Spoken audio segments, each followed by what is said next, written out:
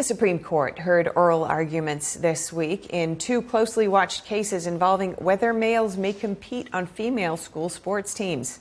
NTD's Daniel Monaghan spoke with Erin Mersino, Vice President at Advocates for Faith and Freedom, who attended the arguments representing several California school districts. So it was a really interesting day at the Supreme Court. Erin Mersino has litigated and won major constitutional cases in the highest courts across the country, including the Supreme Court and nearly every federal circuit. At the High Court on Tuesday, Mersino says her team emphasized the importance of defining biological sex under Title IX, arguing that sex-based protections are essential to preserving fairness in women's sports. Also kind of highlighted some of the really good things that have come out of Title IX.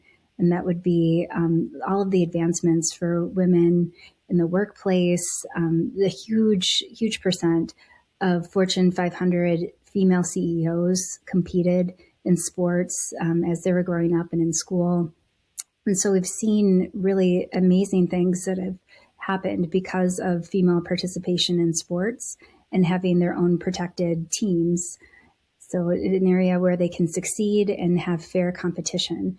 The justices seem to lean towards upholding laws in Idaho and West Virginia that prohibit males from playing on female school sports teams. Mersino says one moment stood out during arguments from attorneys representing trans-identifying athletes. Justice Alito asked quite pointedly, what would your definition of sex be? Because Title IX, which is the statute that allows for separate teams for girls and boys sports, says that it's based on sex. So he was wondering, what did Congress mean by sex when they enacted the statute? And the response was, we have no definition for you. Both Idaho and West Virginia argue their laws are consistent with the 14th Amendment, which guarantees equal protection under the law. Mersino says during those arguments, an attorney for one of the transgender identifying persons changed the classification.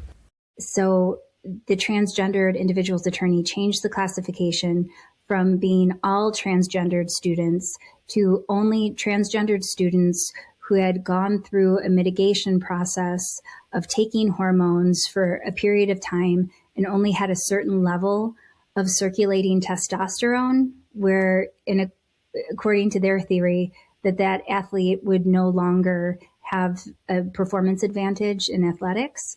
And then the council also admitted that there wasn't really enough information in the record to solidify that argument. Mersino says the science in that area is really not developed. But we know that even a person who has gone through, 2 years of what they call hormone therapy, that person still anecdotally has a performance advantage. So Leah Thomas had gone through 2 years of hormone therapy and still, swept swimming. So it's kind of a tough argument to make. The states also argue that their laws do not violate Title IX, which bars sex-based discrimination at federally funded schools. I really believe that in this case, all signs are pointing to the court ruling that states are allowed to uphold Title IX by having different teams for boys and girls. And that means that they can truly have different teams for boys and girls. Mersino notes that even a ruling favoring the states would not mandate a nationwide change. The 23 states that allow for transgendered individuals to play on teams of the opposite biological sex, those would still remain in place. So there's definitely still going to be ongoing litigation. She adds there was little discussion of privacy, safety, or the impact on female athletes required to compete against males.